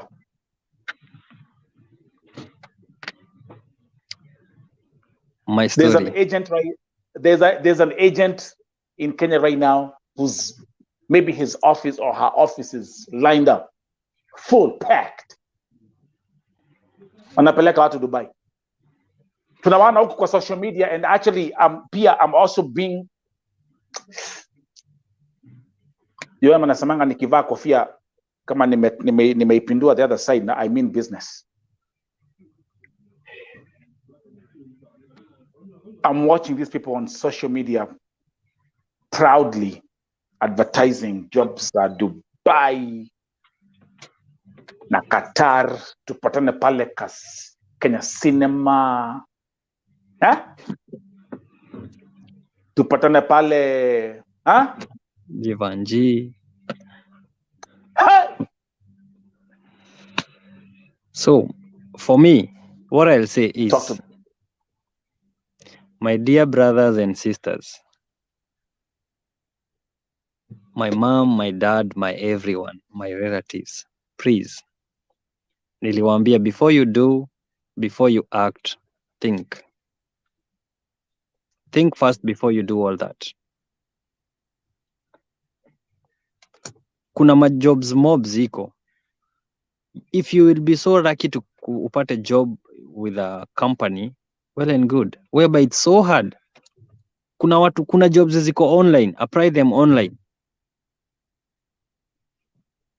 The official companies like the RTA, That's the means of public transport here in Dubai. Wanakuleta direct, wanakufunza driving and everything. There are so many others. There are these housemaids companies, Teddy Bear and others. I have seen so many people in those companies, Teddy Bear, wanafanya kazi. But for these others who come to dump people, please, ebu tuwacheni, ebu jiulize, can you do that to your brother, to your sister, to your cousin, to one of your member of your family? Can you do that? Or you just want to do to others? Mi naambiangwa, what goes around, come back, go round. Na usifikirie kenye utatenda leo, kitaonekana kesho. No. Wewe tenda wema, nenda zako. Fanya mabaya, usidhani utalipiwa kesho. It will cost you. Itakutake like even 10 years. Ukuje kukumbuka, I really messed up Peter's life. I really messed up Musa's life. Utailipia. Hautawahi toka kwa hiyo dunia ukiwa hujailipia. So please, what I'm going to say is, first, it's a vote of thanks to my Kenyan brothers and sisters who are in Dubai, who are in Qatar, who are in Saudi, Lebanon, and all over. I have so many friends in Germany, in US. We communicate TikTok and all other places on other platforms. And we talk too much. I say just big up and I salute you all. For all those who are working, give thanks to the Most High because uko na hiyo job and respect your job. Here in Dubai, mnajua kuna mavisa mingi sana. Countries mingi zimebaniwa hapa. Kenyans, let's unite. Let's have peace. Let's have love. Let's maintain our good name. Because tukichafua, tutakosa pengine. Wengine wamebaniwa, but sisi bado tuko. Si eti tumeguza Mungu, no. Ni kwa sababu ya utendo wetu. I know ourselves, we are hardworking. That's right. We are hardworking. But chunga usikuje kumess on a very small silly mistake. Not only for those who are at home, even us who are here. Think before you act. Think before you act. I will stick to your story. I've listened to our sister. I've listened to Daudi Musa's story. Talk to someone right now. This is Vote TV.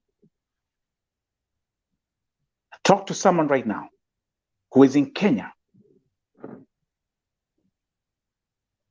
ambaye maisha yamefika mwisho, ambaye anadeal na agent sahi, ambaye mamwambia atampeleka Dubai. You know, the thing is, what happens is, Peter, akiwa na agent anafikiria kwamba huyu agent ni kama Mungu wangu, hii ndio highway yangu ya kupotelea shida.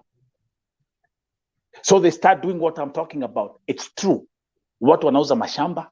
People are leaving businesses in Kenya. There's a guy that wrote to me a 2-page letter who sold 3.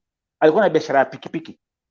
He sold 3-4 pikipikis because he was being promised. They were mentioning stupid money for him. And I'm telling you, it turns out to be the worst disappointment, and he's now in a point, he has sunk into depression. Because after his marriage, na kila kitu has collapsed. Talk to that person right now. What I can say is, and I'm very much sorry to say this, kuna certain kitu inaulizanga, who advise you to be where you are? Some nasikia wakisema it's a madman who I don't know did what and what. Don't be that madman. Be a wise man. Saizi ni kubaya. hiyo pesa yenye huyo mtu anakuambia that umpatie akupeleke mahali, it's not only Dubai. Make use of that money in something else. If you are still unasikia roho yako inakwambia no, don't. Cause yeah, for real, you can go somewhere na hiyo mahali ku accept, and you can go somewhere and you be rejected by the ground. Okay, kuna mtu anaweza kuja aende mahali aende yagonjeke, na alikuja akiwa normal, aende yagonjeke, ukuje and everything messed up, upajipate your expectation they are not. Ulikuwa umepromisiwa unakuja kulipo 5000 dirham, unapiga hesabu wa takuwa ninaingisha almost 200,000 in a month. Utakuja kupigwa na depression, my dear. First accept whatever it is. If you are already, first of all nitaambia my dear sisters, cause nyinyi si kama wanaume kama sisi. Wewe hautaenda mjengo, hautaenda kuosha magari huko kwa parking. Think first. Accept that salary. Wewe ukikuja ukule, kama ulikuwa umepromisiwa 5000, kama ulikuwa umepromisiwa 3000, wewe ukipata unalipa 1000 ama 1200, first accept that money, cause your expectation will kill you. Depression itakumaliza, mshangao itakumaliza. Maintain kwa hiyo kazi kwanza. Kama ulikuwa mtu wa Kalon kukuja Dubai, kama ulikuwa mtu wa Kalon kwenda Qatar, kwanza maliza hiyo loan yako. I had one friend and I was introduced him by one of my sister mwenye tulikuwa tumekuja na yeye. Akaniambia that cause wewe uko free, si ukitoka job uende umsaidie kulipa bili ya hospitali, cause hana way ya kuchange dirhams. So myself, I had to go to where he is to top up my ATM account from his M-Pesa so that I can withdraw and pay for his hospital bill.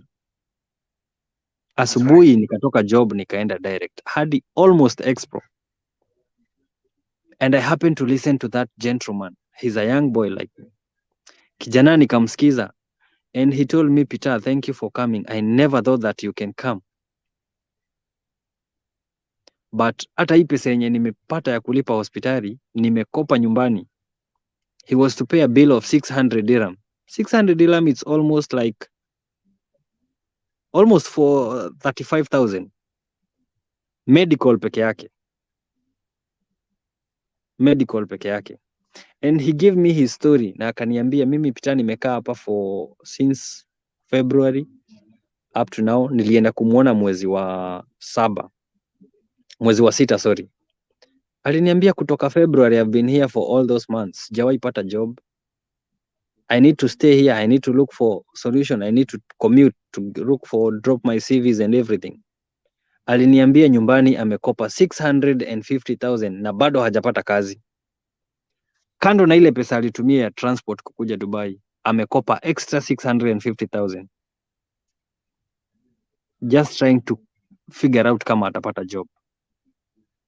The guy happened to go home last month, mwezi wa 9. Na aliamua I'll go and do whatever it is, cause the more nitakaa Dubai the more mambo itabadilika. Cause alikuwa anaishi kurenew the visa,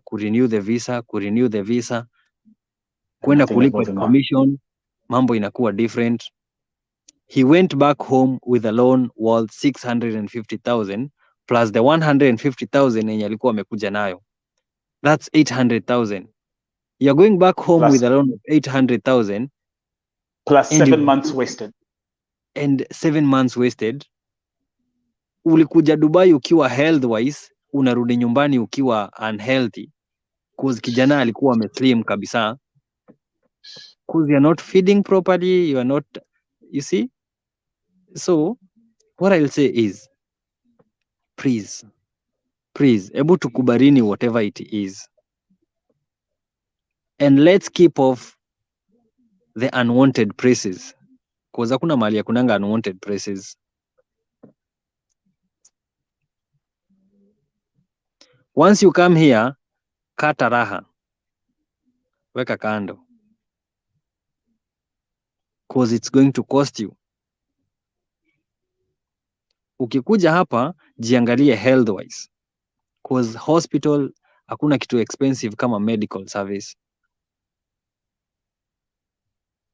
So please, wewe uko nyumbani, mimi sitakuvunja moyo nikwambia ati Peter anaongea sana, Peter hataki ukuje Dubai.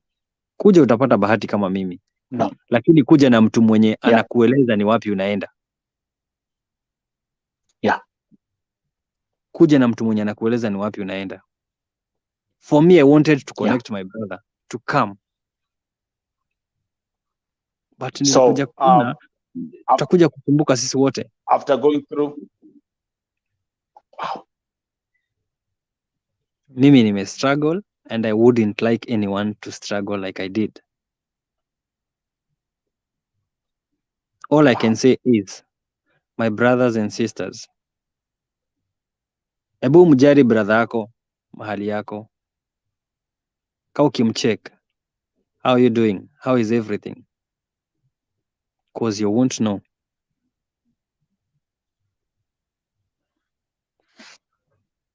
Me, I just give thank you. Question. I give thanks. Someone is calling me. Sorry for that. Someone You're was coming trying from to work. Yeah, I'm coming from work now. Yeah. I wanna. I'm a very good listener. You said there are moments when you're coming from work, and when you're walking, you see our fellow brothers and sisters sleeping on the bench. Yeah, how does that make you feel? Not only my fellow brothers from Africa, but my fellow brothers from Asia and all over, cause life, once it comes here, it stands to be different. Unapata mtu amejikunja kwa bench. So you talk about Asia. Let me just tell you. Bro, mzungu mwenyewe anakula shida hapa. Wacha mimi Muafrika. Mimi nikikula shida pia mzungu anakula shida hapa. So this is not for Africans only. Dang. This is not for Africans only. It's so funny, it's so hard, it's so touching. But nimekwambia, if you don't walk on the streets, you won't know what is going on. Hakuna mahali fun kama hapa. You know what? Hakuna mahali fun kama hapa, because 1 o'clock you'll just find people there outside. It's a free country. 1 o'clock utapata watu wako nje. So wewe una interact na watu huku 1 o'clock hivyo, watu wakienda kulala unabaki kwa bench peke yako. Asubuhi saa 2 saa 3 kajua kakianza kuchomoka, watu kabla waamke, wewe ndio unaanza kujiamusha sasa, unaondoka kwa bench and you are a normal guy.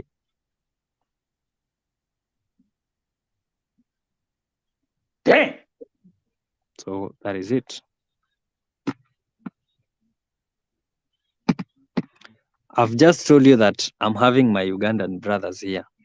They can also narrate for you the way they have, what they have gone through. Actually, listen. That's actually what we're gonna do. I want us to have our commercial break, and you can change. And I want to have the Ugandans come here and also tell their story right here on the Raul Carnival TV breakfast show, the Dubai story. See you in a minute.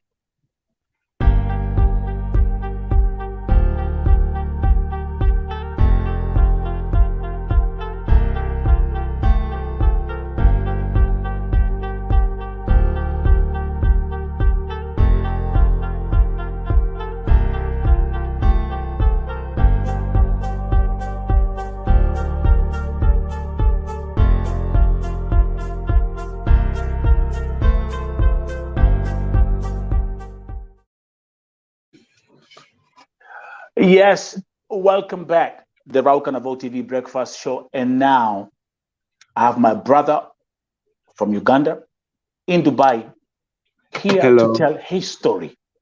Welcome, my brother. Hello, how are you? Fine, thank you. Fine, thank you. Tell the audience what's your name and where you come from in Uganda. My name is Muhanguz Oswald, and I'm from Western Uganda. Western Uganda, currently in Dubai. Yeah. Oswald, I'm just going to give you the platform. I'm learning from you guys. There's so much you're hearing about Dubai. Tell us your story and what you'd like us to know today. My story coming to Dubai is like this. The same story as these guys have told you about agents telling us good things about Dubai, telling us you're going to earn a lot. Like they promise you heaven and earth here in Dubai. That's right. So someone will tell you maybe when you come to Dubai, you're going to be earning 3,000 dirhams every month. And then when you compare home as you're earning so little, and yeah, you compare and contrast and see, yeah, that's a lot of money. So you're capable of selling convert, everything. like especially if you let's do some simple math. You convert 3,000 dirhams into Ugandan currency. That's 3 million. How much is that? 30 million? 3 million, 3 million. Oh, 3 million. And that's a lot of money in Uganda, you know. So that's the genesis of the suffering, is the fake promise. Yeah. So here you are. Yeah. You have your agent who promised you 3,000 dirhams. How was it when you arrived in Dubai? How much? Tell us what happened the moment you arrived in Dubai.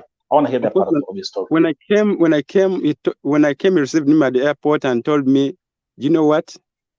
It's not possible for you to get a good job per now. Now he's diverting from the words he had said before I came. He said, wow, now you're going to get a job, maybe 1,200 dirhams. Start from that, and then you build them slow until you get a good paying job you want. I was like, okay, no problem. Get me a job. Let me start working. The next day, he dumped me some company. A company. I went there for 3-4 days. They had to chase me. They had to chase me away. I slept outside. I had a friend of mine from Uganda. We slept outside for about 3 days.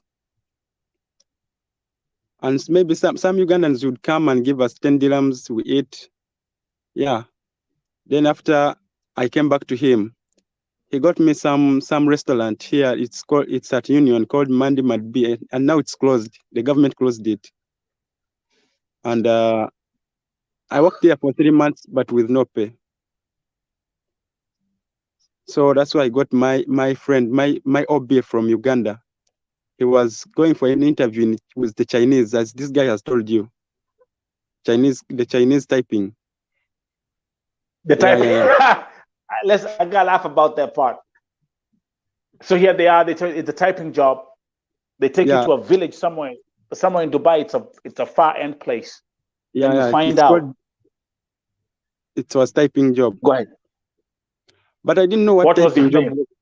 I didn't know what the typing job meant, because they told me the salary was too high and they were taking us to Cambodia. So Jesus I thought this was a good deal, and I never knew the type of job you are going to do. So after being rejected, not being paid that side, I said maybe this one would work out. Let me go with this. That's right, the typing job. So I did well in typing. We stayed there for a month. So can you tell the viewers? Okay, tell the viewers, when they called it typing job, what exactly were you doing? It was scamming. Exactly. Yeah. So what was your female name? Did they call you? They gave Caroline, me a job. Susan, they gave me a job. What was your? That's crazy. They gave me a job. They processed everything: visa to Cambodia, ticket to Cambodia. But upon the day to go to Cambodia government refused us to go. They never wanted blacks in Cambodia. I don't know the reason why, but they rejected blacks. Only Pakistanis would go. So the Chinese man, our boss Chinese man here, had to sell us in some other Chinese company here in Dubai. So that's why we started working.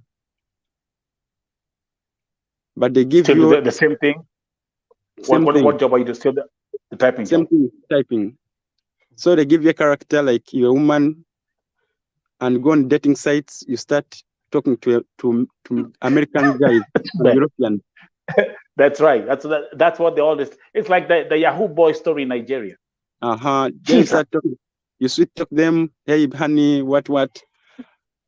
You know, you.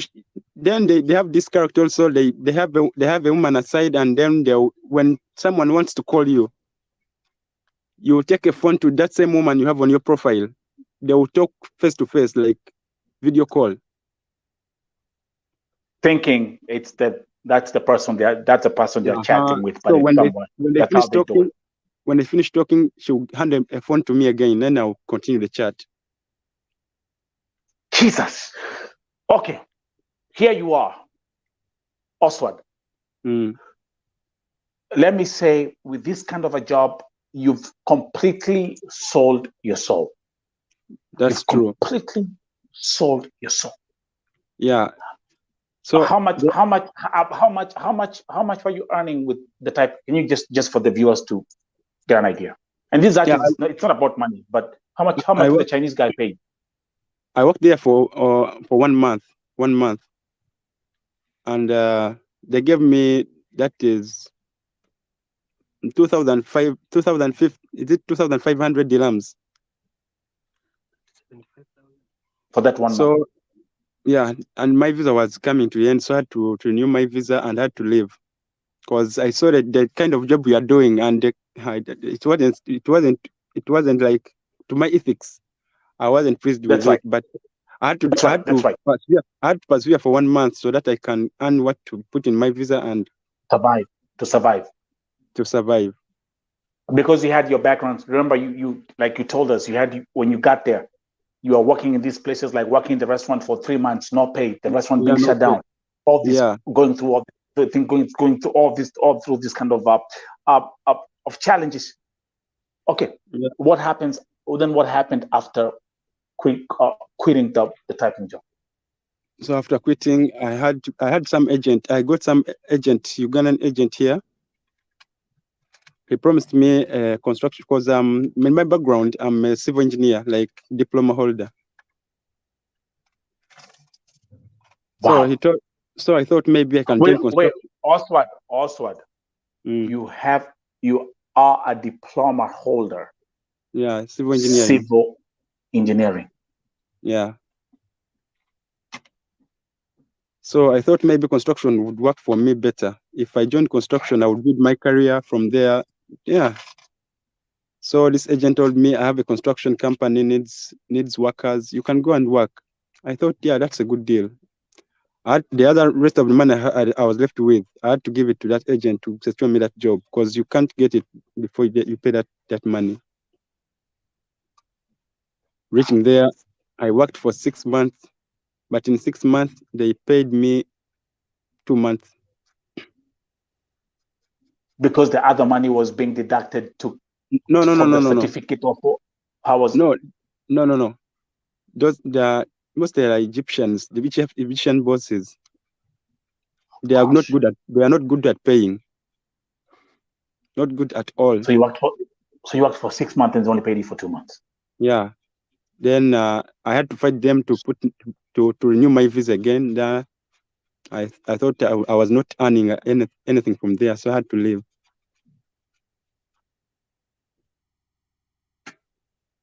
So that's how I come into contact with Peter. Yeah, he gave me what to sleep. We paid some small amount. Yeah. And he has been patient with us. Oswald,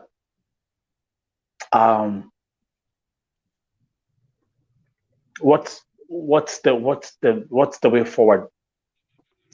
You see, now back in Uganda, my dad was a prominent businessman in Uganda, but about 5 years back, he got some challenges and he had to fall, everything completely wiped out. That's right. Yeah, he became bankrupt.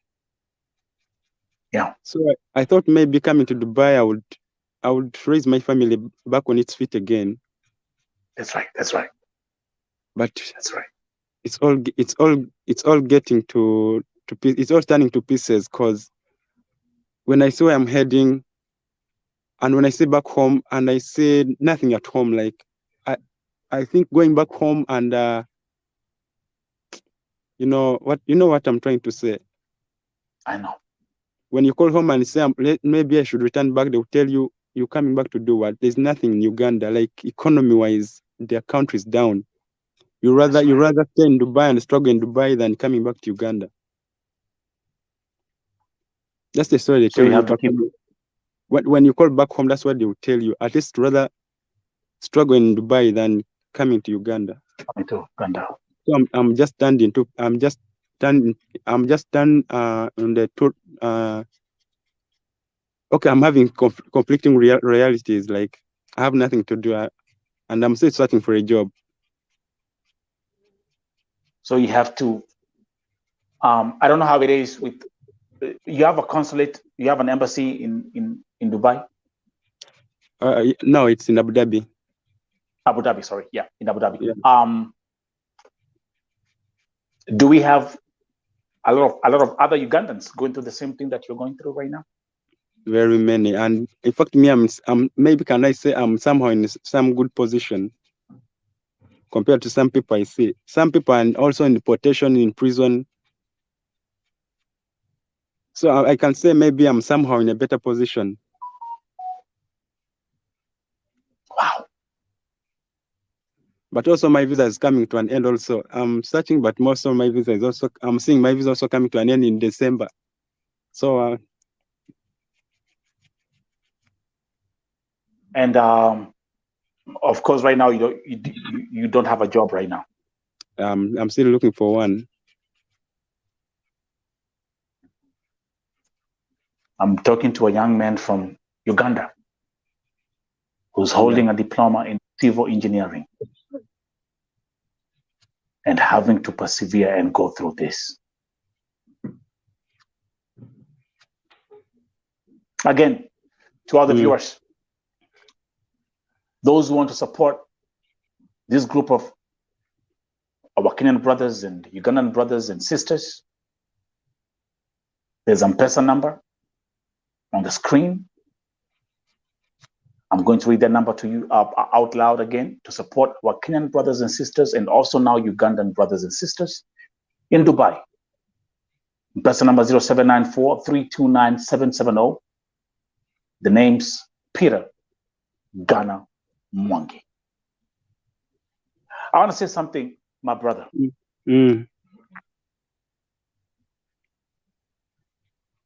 You're strong. Yeah. You're intelligent. And the fact that you woke up today in the morning, you're blessed. Yeah.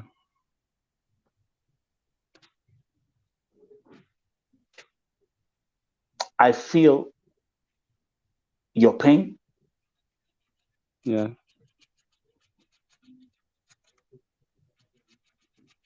Calling your family back home and they tell you, you know what? Hey, try, stay in Dubai. It's bad news here. It's bad news in Uganda. Don't even think about coming back here. Yeah. Because you know why? The same thing they're telling you, the same thing. Others who are going through the same situation like you are being told by their family members back home. Yeah. Because when they left the country, they left to seek greener pastures. The promise of 3,000 dirhams, 3 million Ugandan shillings. Yeah. And I'm sure you also paid the agent. You paid your agent a lot of money. I paid 5,000 dirhams. That's 5 million. 5,000 dirhams to your agent.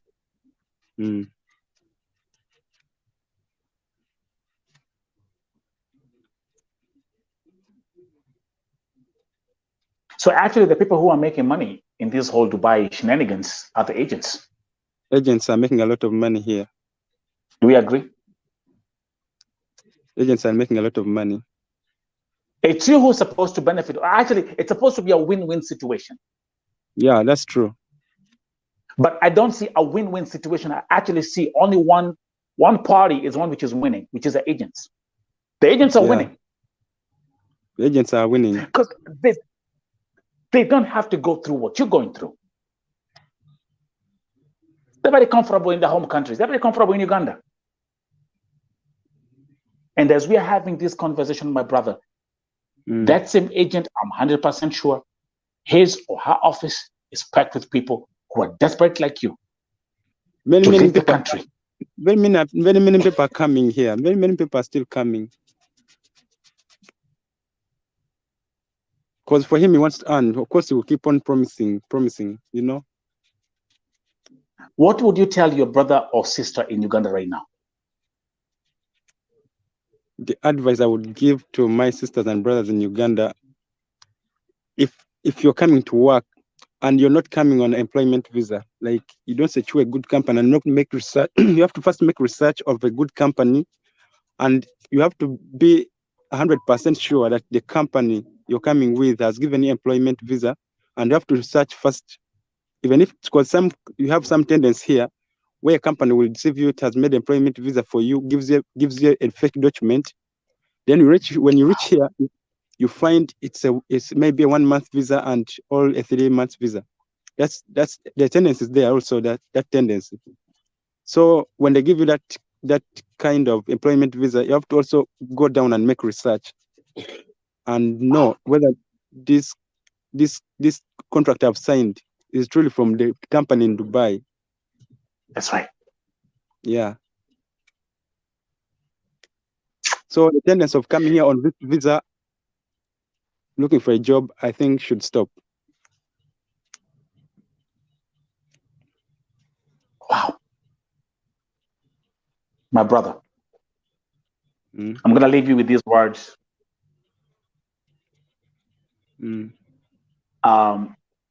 As a man of faith.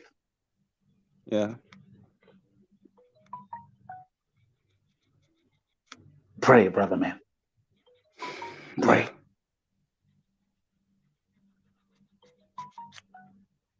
What is impossible to man is not impossible to God. Yeah. When I hear what you have had to gone through and persevere, it hurts my soul. Because this is exploitation. This is modern slavery. True. And the catalyst of this modern slavery, or this form of this structure, is being supported and enhanced by our fellow countrymen and countrywomen. Yeah. See where I'm coming from? This is what we're gonna do. It's not the last time I'm gonna host you on this platform. I'm gonna talk to you guys again. I'm gonna host you again. We're gonna keep on educating and teaching. Yeah. God bless you, brother man. Oswald. Thanks. Thank you for hosting me.